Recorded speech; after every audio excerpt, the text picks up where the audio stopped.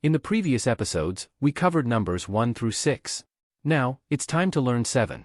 The number 7 holds a lot of cultural and symbolic importance in various cultures and throughout history. Let's take a look at a couple of examples. In the Judeo-Christian tradition, the significance of 7 is rooted in the creation story.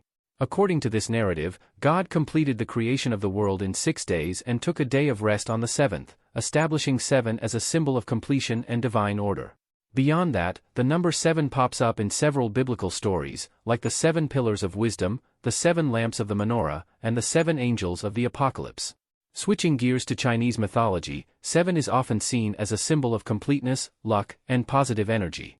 The 7 stars of the Big Dipper are linked to longevity and good fortune, creating a positive association with the number 7. Additionally, there are charming references like the 7 fairies and the 7 talents that further enhance the allure of this number. The pronunciation of 7 is similar to the first syllable of the word cheese.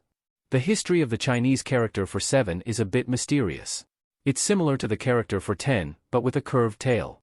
After Arabic numerals were introduced to China, some people started using their thumb and index finger to represent the number 7. But the traditional way to represent 7 with hand gestures is to extend your thumb, index finger, and middle finger. The thumb represents the base of the number, which is 5. So, the thumb's 5, plus the index and middle fingers, represent the number 7. To write 7 neatly, the first horizontal stroke should slant down on the left side and up on the right side. Let's practice writing 7 now. 7, 7, 1, 7. The character for 8 is made up of 2 diagonal strokes that go in opposite directions.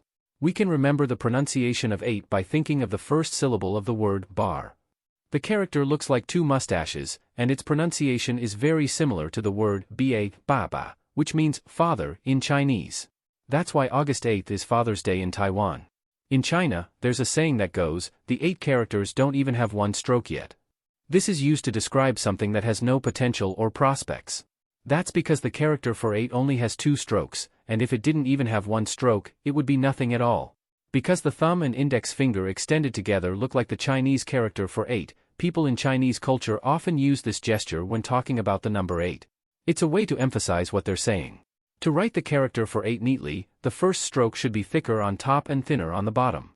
The second stroke, which is called a na, should be thinner on top and thicker on the bottom.